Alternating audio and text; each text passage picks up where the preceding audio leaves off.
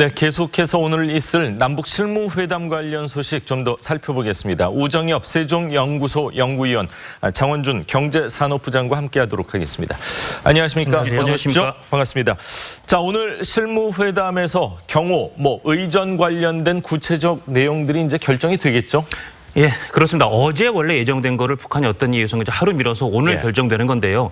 정상회담이 이제 확정됐을 때 많은 사람들이 관심을 가졌던 부분 여러 가지가 있지만 정말 김정은이 어디쯤 내려서 만약에 걸어서 군사분계선을 통과할 것인가. 그렇죠. 그렇다면 우리 문재인 대통령이 그 군사분계선에서 맞으면서 노란선. 압수를 하는 그런 어떻게 보면 또 다른 역사적인 장면이 연출될 것인가. 예. 아니면 김정은이 그냥 차를 타고 쭉 군사분계선을 통과해서 우리 남측 평화의 집에서 내리는 때 대통령이 맞이할 것인가. 예. 또는 리설주가 같이 동행해서 마치 중국 갔을 때처럼 북한으로서는 거의 처음 보이는 정상 부부의 외교 장면이 그렇네. 이번 남북 정상회담에서도 또 연출이 될 것인가. 예. 그럼 또 경호는 어떻게 할 것인가? 또 중계는 예전에는 2번 김대중 노무현 대통령 때 다 가서 녹화로 했는데 예. 이번에는 생중계가 혹시 가능할 것인가? 우리 측 지역이니까요. 그렇죠. 예. 생중계를 한다면 어디까지 생중계가 될 것인가? 좀 여러 가지 관심이 많은데요. 예. 이런 이야기들을 논의하기 위해서 이제 오늘 만나는 겁니다. 그렇군요. 김정은의 최근 행보를 보면은 파격적이다 이렇게 표현을 할 수가 있습니다. 김정숙 여사 대 리설주. 퍼스트 레이디의 회동 혹시 우리 측 평화의 집에서 가능할까요? 저는 지금 상황으로 보면은 북한에서는 리설주가 동행할 가능성이 크다고 봅니다. 예. 두 가지 요인을 아마 고민을 할 텐데요.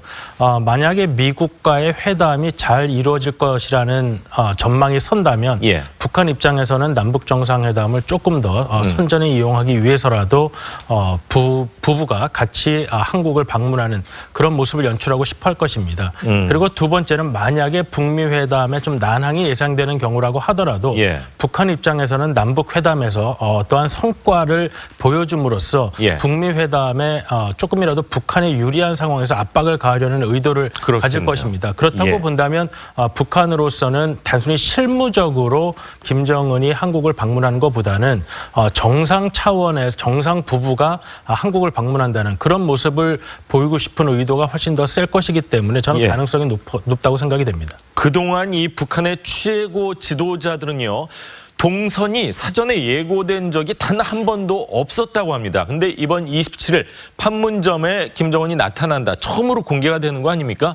의전이나 경호 문제에 있어서 북한이 굉장히 까다롭게 할 수밖에 없는 상황인 것 같습니다. 그렇기 때문에 오늘 실무회담에서 의전, 경호 같은 문제들이 아주 심각하게 논의가 될 것입니다. 왜냐하면 예전에 김대중 대통령이 평양에 갔을 때도 김정일 당시 위원장이 공항에 나와서 마중할 것을 우리가 미리 몰랐던 그런 상황이 있습니다. 그 정도로 정상회담이 예정된 상황에서도 김정일의 동선에 관해서는 우리가 알기 어려웠는데요.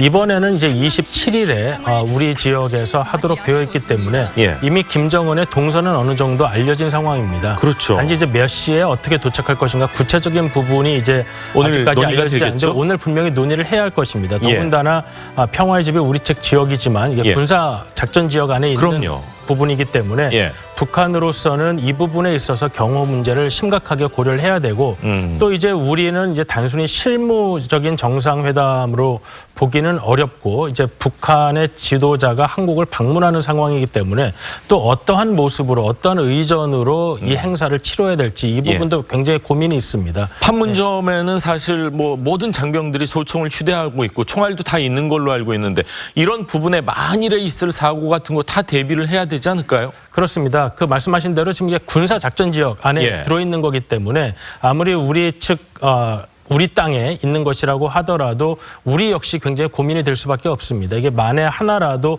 사고가 날 경우 큰 문제가 되기 때문에 예. 이번에 아마 실무회담에서는 아마 오늘 한 번으로 끝나지 않을 가능성도 높아 보입니다. 예. 자, 오늘 실무회담에서 이 정상 간에 과연 어떤 선물이 오갈지 논의가 분명히 있을 것 같은데 자, 북중 정상회담에서요.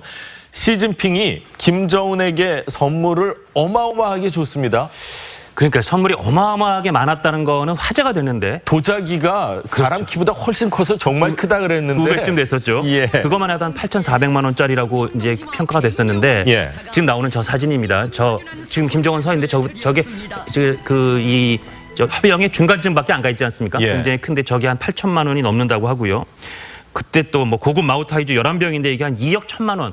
한 병에 한 2천만 원 가까이 되는 엄청난 비싼 술이 10병 이상. 작은 술 아닙니까? 저기 나오는 저 술인데 예. 한 병에 저렇게 간답니다. 예. 그러니까 10병에 2억 원이라니까 한 병에 2천만 원. 참 예. 상상이 안 가는데 뭐 찬구 세트가 한 300만 원이 넘고 또 고급 비단도 한 1억 원어치 되는데 문제는 안보리 결의에서 북한에 대한 사치품 공급 판매 이전이 금지돼 있거든요. 맞습니다. 그래서 미화 100달러, 예. 우리 돈으로 한 10만 원 가량인데 그걸 넘는 자기 식기류, 보석, 귀금속류는 금지 품목으로 돼 있는데 사실은 그냥 이 문서만 놓고 보면 원칙적으로 따지면 중국이 대놓고 유엔 제재를 위반한 셈이 되죠. 그렇죠. 그래서 그 홍콩의 빈과일보, 그러니까 핑거일바오이 우리말로 치면 사과 신문인데 예. 애플데일리가 이거의 총 선물 가치가 4억 원이 넘어서 유엔 안보리 결의를 그 위배했을 소지가 있다는 취지의 보도를 했는데 중국은 뭐 어떻게 보면 이런 걸 통해서 유엔 제재에서 자기네들이 언제라도 조금씩 이탈할 수 있다는 사인을 보냈을 수도 있는데 예. 문제는 우리가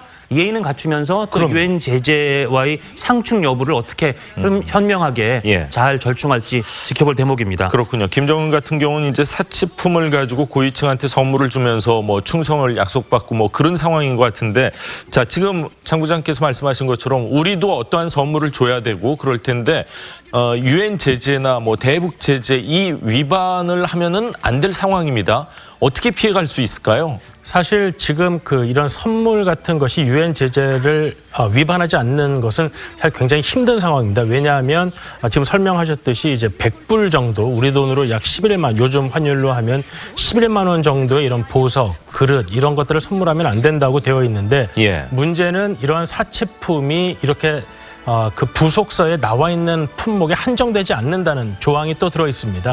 그렇기 때문에 꼭 뭐 보석이나 자기류뿐만 아니라 예. 다른 사치품 선물도 안 된다는 규정이 이미 들어가 있기 때문에 네. 이러한 제재 위반 논란을 피하면서 선물을 준다는 것이 사실 쉽지는 않은 상황입니다. 그렇기 예. 때문에 만약에 남북 정상 간의 회담에서 선물을 교환해야 되는 상황이 오면 그 선물을 고르는 것조차도 예. 일단은 굉장히 고민이 될 수밖에 없는 상황입니다. 그렇네요. 중국에서는 뭐 한 4억 1천만 원 정도의 선물을 받았고 김정은은 시진핑에게 한 2,800만 원 정도의 뭐 고려 인삼 등 선물을 했다고 하는데 자, 과거 우리나라 정상회담 때 어떤 선물을 주고받았습니까? 예, 2000년 첫 정상회담 김대중 대통령과 김정일 위원장 만났을 때는 우리 측에서 진돗개 2마리, 예. 그다음에 그 국내 방송, 한국 방송 수신되는 60인치 TV 1대, 예. 그리고 VTR 3세트, 전자 오르간 등을 선물했다고 하고요. 2007년 노무현 병과 김정일 위원장 그 당시 정상회담 때는 우리 측에서 경남 통영 나전 7기로 만든 12장생도 8폭 병풍, 예. 그다음 전남 보석 녹차 등 우리나라의 지역별 명차, 그다음에 DVD 세트. 왜냐하면 김정일 위원장이 또 이런 여러 가지 영화라든지 이런 문화 콘텐츠에 관심이 많으니까 드라마, 다큐멘터리, 영화 CD 등을 선물했는데 특히 이영애 씨 팬으로 김정일 위원장이 알려져 있어서 이영애 씨가 사인한 드라마 대장금 DVD도 포함됐다고 하는데 예. 아마 아까 우리 패널께서도 전망해 주셨지만 리설주가 동반해서 올 가능성이 높고 왜냐하면 북한에서 지금 리설주 여사라고 부르고 예. 또 이번에 우리 공연 나갔을 때 그 김정은을 자기 제 남편 이렇게 표현했다는 거예요. 네. 보통은 뭐 수령이라든지 최고 지도자 이렇게 하는데 그럼 여러 가지 맥락을 봤을 때 온다면 과연 이설주 씨에게는 어떤 선물을 또 우리가 줘야 될지도 예. 고민해 볼 대목인 것 같습니다. 그렇군요. 지금 유엔 제재가 이루어지고 있는 상황을 예전으로 하면은 제재를 피할 수 있는 거는 진돗개 2마리하고 DVD 정도 이외에는 다 제재 대상에 포함될 만한 것들 아닙니까? 글쎄 뭐 지역별 명차 정도는 좀 피해갈 수 있지 명차 않을까 정도는 생각이 좀 들고 피해갈고요. 예. 그래서 그 노무현 전 대통령이 김정일 위원장이 팬이니까 그러니까 이제 우리 이영애 예. 씨의 예. 그 사인이든 CD를 줬다는 DVD를 줬다는 그런 정도의 좀 아이디어가 있는 선물을 준비해야 되는 게 아닐까 예. 그런 생각이 듭니다. 그렇군요. 자, 또 7일 있을 뭐 실무 접촉에서도 한라인과 관련해서 구체적인 얘기가 좀 오갈 것 같습니다. 그렇습니다. 저번에 우리 남측 특사단이 갔을 때 여러 가지 주목할 만한 합의 사항 중에 물론 정상회담 여러 가지 컸지만 남북 간의 한 라인을 설정한다. 정상 간의 한 라인을 설정한다. 개통한다는 게 굉장히 눈길을 끌었습니다. 그래서 이게 오늘도 그렇고 이제 내일 모레 열릴 통신 실무회담에서 이런 게 논의될 텐데 예. 사실은 이 한 라인이 굉장히 중요한 게 남북 간에 특히 우리나라 측에서 걱정하는 게 어떻게 보면 의도치 않은 우발적인 예. 그래서 그게 정말 어떻게 나비 효과처럼 잘못된 오해가 오해를 불러서 일어나는 그런 그 비극적인 사태를 막아야 되는데 맞습니다. 그럴 때는 정상 간의 한 라인이 굉장히 중요할 거고요. 예. 그때 2000년에 김대중 대통령, 김정일 위원장 만났을 때 정상회담 때는 그 나흘 만에 한 라인이 구축됐었는데 이번엔 정상 간에 만난 게 아니라 그런지 일단 한 라인이 아직 구축되는 소식이 전해지지 않고 있습니다. 예. 조금 기술적인 논의가 필요한 것 같습니다. 예전에는 한 라인이 구축이 됐을 때 국정원에 그 전화가 있었다 그러는데 만약 이번에 한 라인이 구축이 되면은 청와대에 있을까요? 국정원에 있을까요? 어느 쪽에 있는 게 맞다고 보십니까?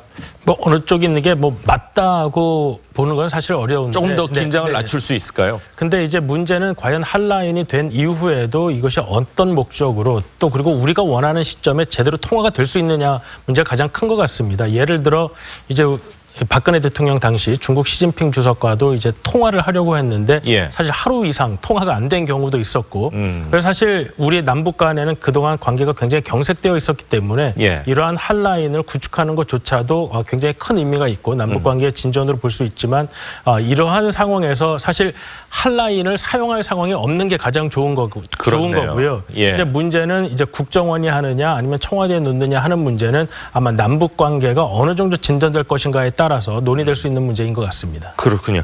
자, 오늘 조간신문에 보니까요. 평창올림픽 기간 동안 미국의 첫 CIA 여성 수장으로 내정된 지나 헤스펠이 극비리에 우리나라에 방문했다. 이런 기사가 나왔습니다. 그렇습니다. 지나 헤스펠이 특별한 상황이 없는 한 이제 CIA의 첫 여성 국장이 될 가능성이 높은 예. 예정된 상황인데 지명된 상황인데 왔던 거는 지난 2월에 우리 평창올림픽 때 왔던 겁니다. 예. 그리고 지나 헤스펠이 당시에는 CIA 부국장이었고 넘버 2였고 넘버 1의 지명된 거는 지난 이제 3월이니까 물론 당시 왔을 때는 CIA 국장 내정은 되기 전이지만 예. 일단 2인자도 굉장히 높은 사람, 중요한 사람이고 그럼요. 아마 그 당시에는 이미 머릿속에는 네, 그 트럼프 대통령 머릿속에는 예. 계속 국무장관을 폼페이오로 바꾸고 그렇다면 예. CIA는 뭐 지나 헤스펠을 시키겠다는 게 아마 있었을 가능성이 높은 그 시점에 왔었다는 겁니다. 왔을 때 기억하시겠지만 북한에서는 맹경일 통일전선부 부부장이 왔었어요. 그리고 지금까지 알려진 거로는 KMC, CIA 그 밑에 특별히 북한 때문에 설치한 KMC, 코리아 예. 임무센터의 앤드루 김 한국계 책임자도 왔었는데 아마 그래서 맹경일과 앤드루 김이 만났을 것이고 맹경일과 헤스펠이 만나진 않았겠지만 헤스펠이 한국에서 보고를 받았을 것이다. 그렇겠죠. 그럼 그때부터 이미 우리 서훈 국정원장, 그다음에 미국의 CIA 그리고 김영철로 이어지는 이런 소위 그 비밀 정보기관 간의 이 여러 가지 아주 긴밀한 네트워크가 그때부터 조금씩 형성된 게 아니냐 그런 관측이 나오고 있습니다. 트럼프의 일관된 행동이라고 봐야 되겠죠. 아마도 이제 북미 간에 공식적으로 회담이 진행되기 이전까지는 예. 정보 수집 차원에서 CIA나 아니면 백악관 차원의 이러한 행동들이 더 많을 것으로 생각이 됩니다. 예. 자, 오늘 말씀 잘 들었습니다. 감사합니다. 감사합니다.